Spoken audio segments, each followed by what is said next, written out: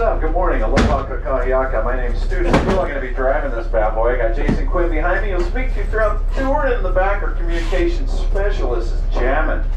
We wait for them to jump off the submarine. We'll make a couple quick radio calls and take them down there. Pretty decent conditions down there. My first time of the day, so we'll get down there. We'll experience it together, gang. So just sit back and relax. Thanks for coming. We have permission to pump ocean water into our ballast tanks, causing us to plunge to the bottom of the ocean. All right, guys, go ahead and reach behind you. Grab those silver belt buckles. Secure them tightly across your left. I'm kidding. I love that joke. No, there's no seatbelts on. We're not going to need them. We're actually going to go super slow. So we bought a whole bunch of really cool stuff. We bought a United States Navy warship and we sunk it. And then we bought a huge fishing boat and we sunk it. And then we bought airplanes and we sunk it. And over the past couple decades, all these cool fish now live inside all that cool stuff. But if we go too fast, we scare it away. So we actually want to go super slow. In fact, the goal for us and for Captain Steele today is to make it feel like you guys walked into an air-conditioned aquarium, sat down on a bench, and we just changed the view out in front of you. So that's our goal today. Oh, let me teach you guys something. Everybody on this side of the submarine, you guys are starboard. You guys are the starboard side. Everybody say starboard. Starboard. Beautiful. Everybody on this side of the submarine, you guys are port. You guys are the port side. Everybody say port side. Port side. Oh, I like this side. I'm gonna hang out over here. The front of the boat is gonna be the bow. The back of the boat is gonna be the stern. All right, here's your test. Everybody point at the starboard stern. Boom, see those numbers back there? That's how deep we are. All right, now take a look outside and look straight down. That is the bottom of the ocean. Very cool.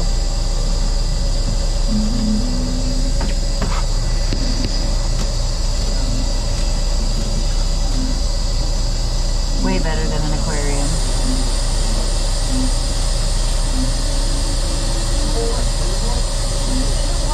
Take a look down on the starboard side. You can see that antler coral. When you look at the coral head, you can see the fish in it. That is indicative of the rest of the dive today. You notice that the only place you see fish is next to the coral head. Remember, I finally see a fish. yeah, it's probably right next to the coral, right? Yeah, so remember Finding Nemo? Remember when Nemo's dad was like, do not ever leave the reef? He was right. If those little fish swim out here in the open, they get eaten by sharks, ulua, umilu, and all those other predators. So they gotta stay close to their home.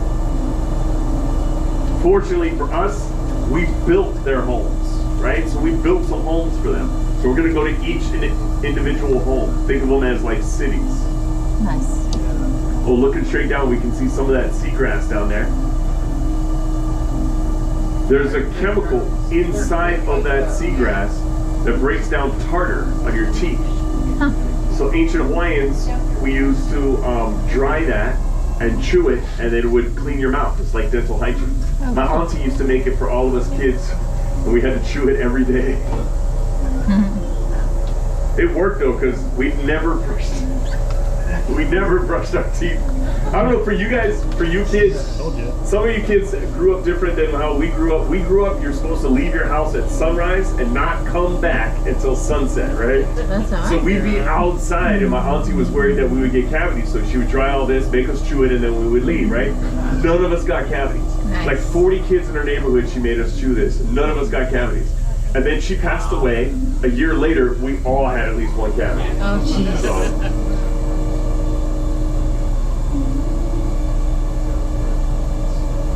What if I could get the boys to do that instead of brush their teeth?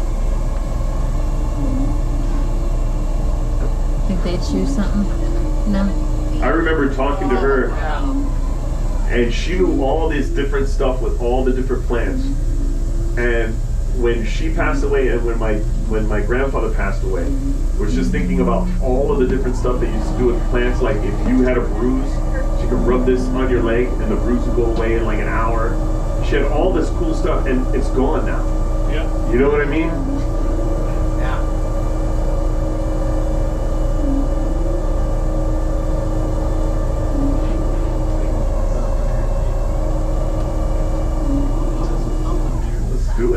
Let's nestle down. Take a look on both sides. We're starting to see a strange structure. Remember I said that fish need a home, a place to stay. They need a place for protection from the predators. They also need a place where their food is. We built these 32 years ago. This is our first structure. We built this city. We built this city on rock and roll. Oh, cool, look. Yeah, man.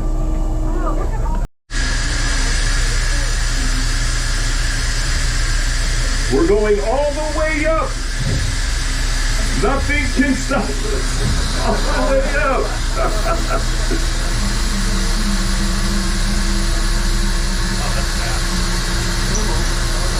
Wow, that was really fast. We went from 40 to 50. Ladies and gentlemen, how about a big round of applause for... That's so cool. It looks like just broken, like. So this is cement and PVC tubing. You can see how the fish sort of congregate in these structures. Mm-hmm. It looks spooky, right? It looks like, what was that movie, Aliens versus Predator? Like the Predator planets with the pyramids. Nice. Oh, Captain Steel got right next to this one on the port side. Looks great.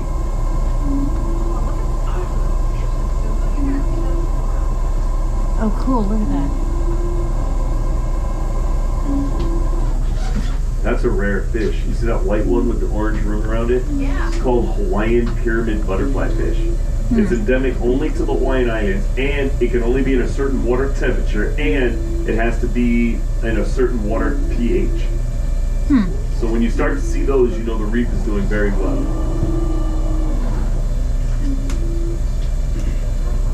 Wow. These are black durgeons. They can go the furthest away from the reef. They're not worried about getting eaten because they taste horrible. They're not poisonous, but they just taste horrible. I grew up eating those because, so we had a rule, right? We're allowed to go outside, we go outside, right? But my dad said, fish first, right? As soon as the sun comes up, you gotta fish for 2-3 hours, fill the cooler, and then you can do whatever you want. You can go surfing, you can go whatever you want to do. Kid, go for it, right? Me and my brothers, and it never failed. We wake up, we're gonna get ready for fishing, we grab our spears, we grab everything, but then we look at the waves, and we're like, oh, let's just catch a few waves first. Before you know it, it's sun is setting. We haven't fished yet. Oh, no. And so the easiest fish to catch is the black durgeon. So we catch a whole bunch of black durgeons, fill up the cooler. My dad goes, well, I'm not eating that. And then he would make us eat it. Because in our culture, if you catch something, you have to eat it. You can't just kill things, you know, all willy-nilly, right? Right. So we'd be eating these black durgeons, and they're horrible. And then we tell each other, tomorrow we'll fish first.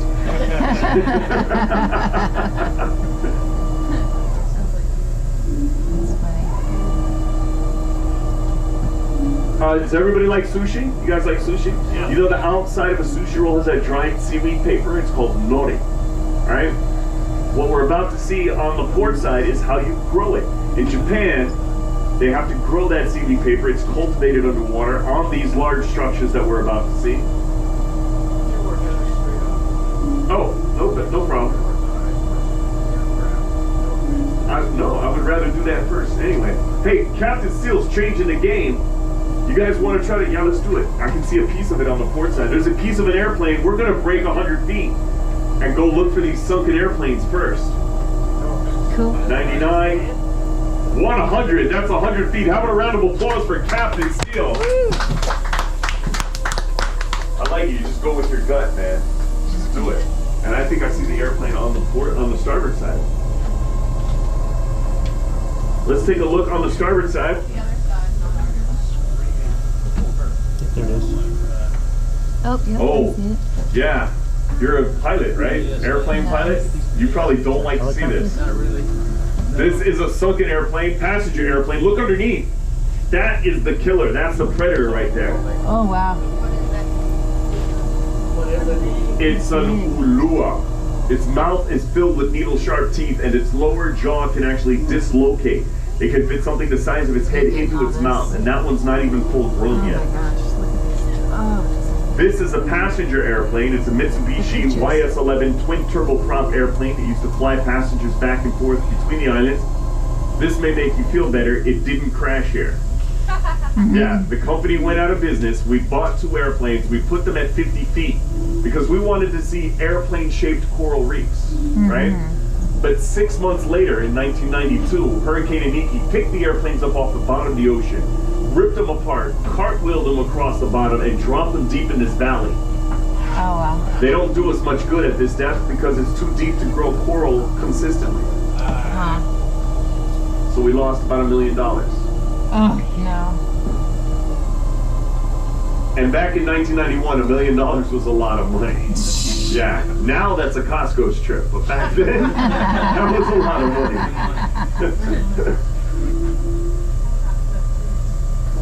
All right, we can start to see it over here on the port side.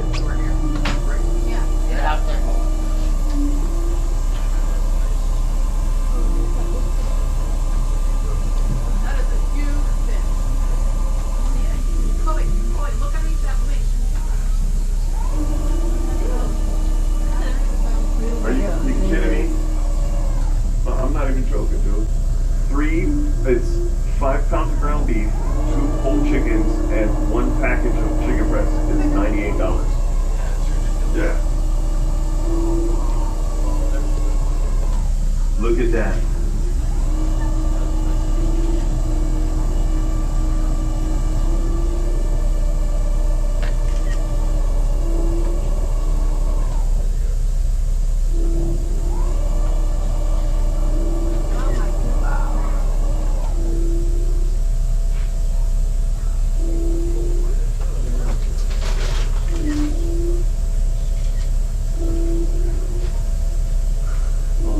Right underneath the wing. He just hit. Oh look, there's a male parrotfish on the top of the wing. See the colorful ones? And that predator underneath. You see how his scales is turned black? He is flexing right now. He's not doesn't like the submarine this close to his territory. So every time we come by, it flexes its muscles, right? Gets ready. Oh, there's Dory. What's up, Dory? There's Dory right there. When it flexes its muscles, that changes the angle of its scales, reflecting less light, allowing us to hide in the shadows better. It's an evolutionary predatorial adaptation.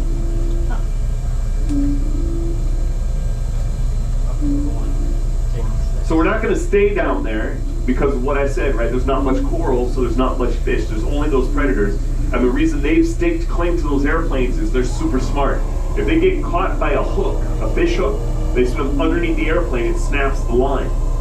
Right? So that's why they can get so big at that spot.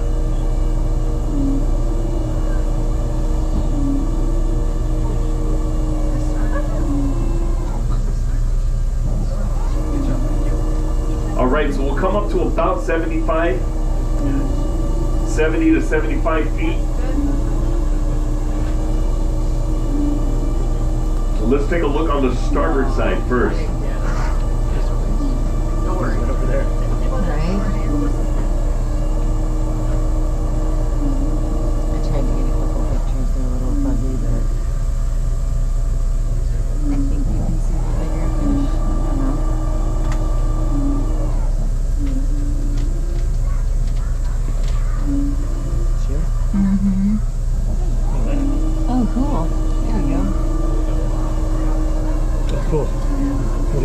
Look at that. Remember I said those fish are fragile, those white ones?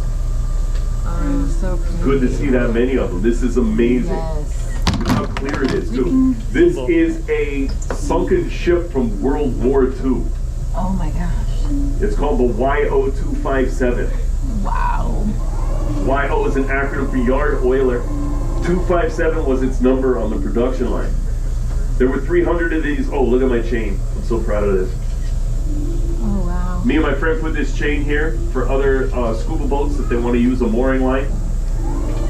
That was a big project that we did. We scuba dive for this company, so we do all of these projects underwater. We were just scuba diving this morning about 2 hours ago. Nice. And that chain, I'm super proud of it. Most rappers brag about their chains, but I brag about this.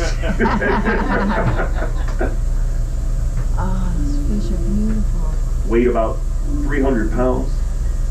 And You have a buoy that goes all the way up the surface? so yeah, it goes up to about 15 feet. That's what it's holding. It's holding that buoy right there. Because we can't have dive boats come here and drop anchor because we got this submarine going around, right? Oh my gosh. So we supply that mooring. Oh, there's the male parrotfish again. That's the same guy. I know it sounds like a joke, but it's not. That's the same parrotfish we saw earlier because there's only one. Yeah, there's one male parrotfish for every 50 females. Wow. Yeah, that guy's tired. That is not a good setup. What is enough? We're gonna spin around. We're gonna spin around. We'll take another look at that sunken ship from World War II. And we'll also see some of those big silverfish. Now for us, that silverfish is a big deal. That's part of our culture. That fish is really important for our rite of passage. Now, for you guys, that might sound strange, but in our culture, boys don't just become men. You don't just get older and then you're a man, right? There's all these tests that you have to do along the way. And the top test, the big test at the very end, to get the amakua of the shark, amakua is like spirit totem, you have to swim down to 100 feet and spear a 100-pound ulua before your 16th birthday. Yeah, it's very big deal. And I see looks on parents' face like, oh my God, you do that to your little boys? We do. We started training when we were about 6 or 7, and it's important because it teaches our boys 3 things above all else. Number 1, it teaches our boys how to control. That's what I've been waiting for. Courtside, get your cameras ready.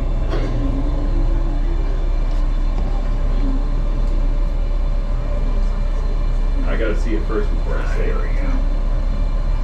I don't see it. Oh, I see it. Turtle! Hawaiian green sea turtle right there. What's up? Oh my gosh, did you see Isn't that it? beautiful? That's Look at that. so cool. Hawaiian green sea turtle tucked right into the bow of that sunken ship. If you're on the starboard side and you can't see the turtle, don't worry. We're gonna turn around. Yeah, we'll turn around. That turtle will still be there. That's because it's plastic. I'm kidding. That's a real turtle. It's a real turtle. That's a male turtle hanging out in the bow of that sunken fishing boat. Wow. And you can actually see the bathroom area. You can see the shower right there. The tiles, the square. Huh. Ooh, Heller's barracuda. Those silver ones. Yeah.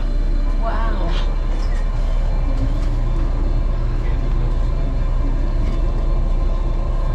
And I've tried.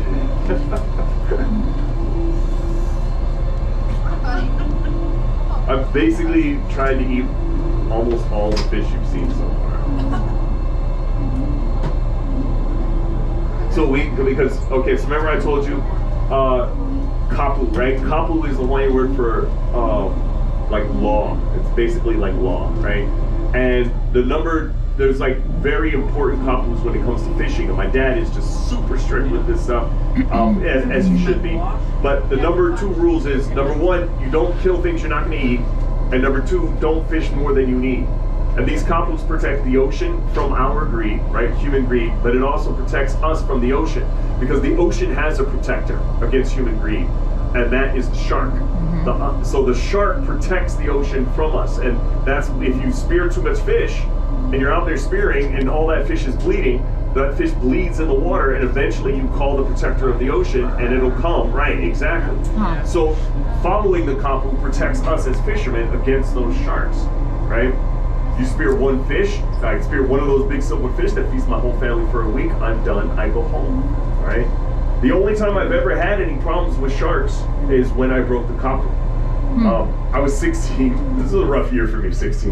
All right, so I'm 16 and I have a birthday party, and I wanted, it's a big birthday, and these 4 girls from my high school were coming, and I really wanted to impress them, so I wanted to walk into the party with like all this fish on my shoulders and like throw it at their feet, you know, like I'm a provider, you know, like, so that's what I had in my head, right? So I'm out there fishing. I stayed for 4 hours just spearing fish, right? Sticking it in a bag that's tied to my ankle on a surfboard leash, and all this fish is bleeding in the water on the west side of the island where all the sharks are, right? Whoops. But all I see is those girls, you know, and the looks on their faces, right?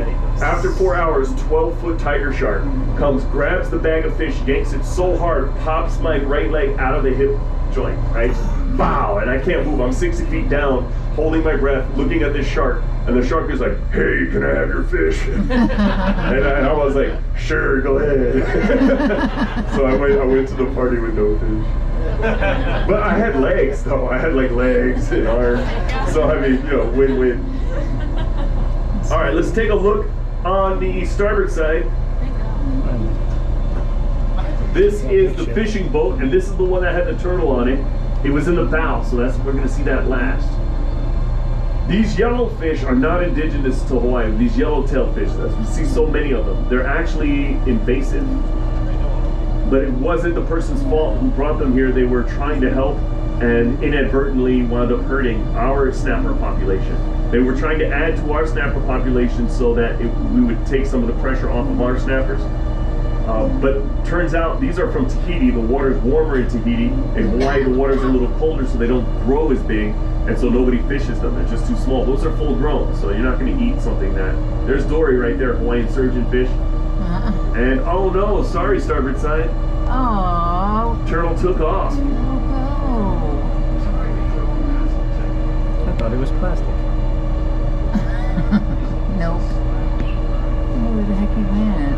Bummer.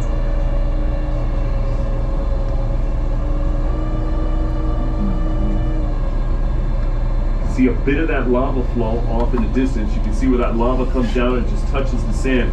All of this is lava. From about, oh, look at that guy.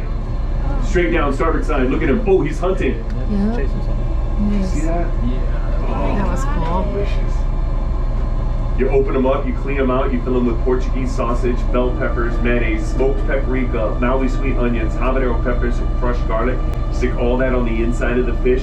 Then you sew the fish back up, and then you wrap the whole thing in salt-dipped tea leaf and lay it on a kiawe wood fire for about an hour. So good. Outside's crispy like pork rinds, the inside's all moist. So good. Where are you from, sir? Pittsburgh. Pittsburgh, Pennsylvania. Oh, you're the Pennsylvania guys I was talking to. Yeah. And then where are you from, sir? I fly for 1 year. Oh, you're for Hawaii Airlines. How long have you been flying for Hawaii? 8 years. 8 years. Yeah. Do you know Ivy Machado? She's a flight attendant. Oh, No? Oh, that's my auntie. oh really? Yeah, Your last name's Machado. My last name's not Machado, but that's my auntie. She's Machado. Yeah. She got married, so that's like the whole thing. Gotcha. Yeah. So all my flights have been Hawaiian Airlines.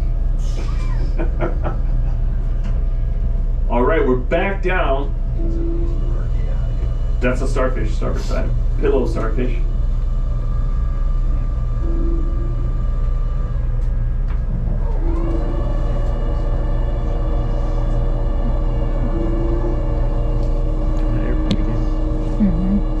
Maybe the turtle will be here. Look at him. Oof. Oh, there he is. So unfortunately for these bigger ulua, so they eat their body weight. They eat their body weight every 5 to 8 weeks. Did you? And how many of these big ones have we seen so far? Can you imagine if all the silver ulua that we've seen so far, if all of them get to 125 pounds, and all of them eat 125 pounds of reef fish every 5 to 8 weeks, what would happen to all of our reef fish? They'd be gone. They'd be gone, right? And then what happens to them when there's no reef fish to eat? They die. They die too, right? So we can't let that happen. So when these guys get to about 100 pounds, unfortunately for them, I have to come down here and I have to spear 2 or 3 of those ulua. And then I have to go to Costco's and buy 4 or 5 cases of beer. I have to. It's for the environment. It's for the environment. There's a GoFundMe. Right. Oh. Yeah. That's different. Okay. Is it sharks? Yeah. That'd be cool. Yeah, don't be a hero. That is said sharks. That'd be cool. I'd love to see a shark. You know we're swimming in here right away. It's further out there. We're not coming out this far.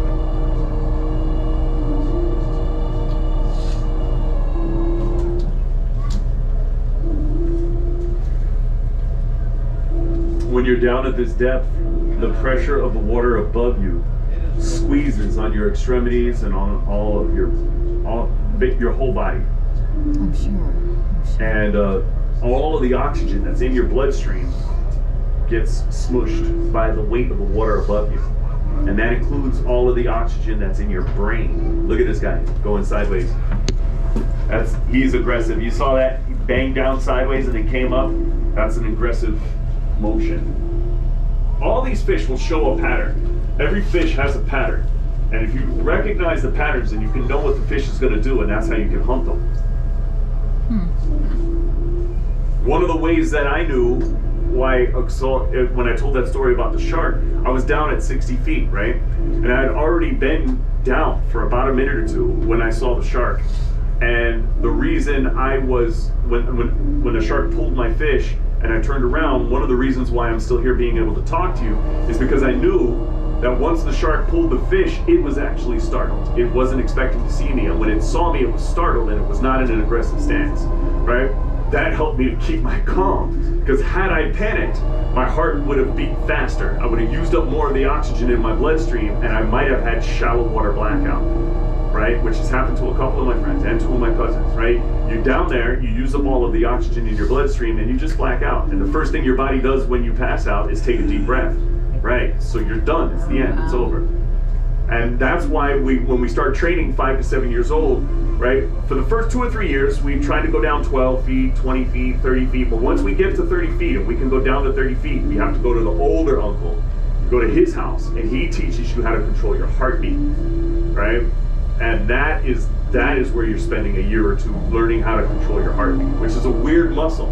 Your heart is your muscle, and all of you guys can control your heartbeat. That's an interesting thing. But learning how to do it it feels like trying to learn how to wiggle your nose or lift your eyebrow. Remember when you're a little kid, you're like trying to do it, you're looking in the mirror like, which muscle is it? It's the same thing for your heartbeat. All of you guys here in the summary, you can all hold your breath for over 2 minutes. All of you guys can. If I ask you how long you can hold your breath, you'd probably say about 30 seconds, 45 seconds, and there's a reason for that. What's actually happening when you get to 30 seconds or 45 seconds, you feel burning, right? So burning in your chest, and then if you keep holding your breath, then your lungs will just start convulsing on their own, right? That doesn't mean you're out of oxygen. That is an evolutionary defense system against suffocating in your sleep. If you're sleeping and you turn over and your face goes in the pillow, do you die? No, your lungs start burning, they start convulsing, and you wake up, well, that was a crazy dream, and you go back to sleep, no problem, right? You didn't run out of oxygen, right? Right? You have 2 minutes worth of oxygen.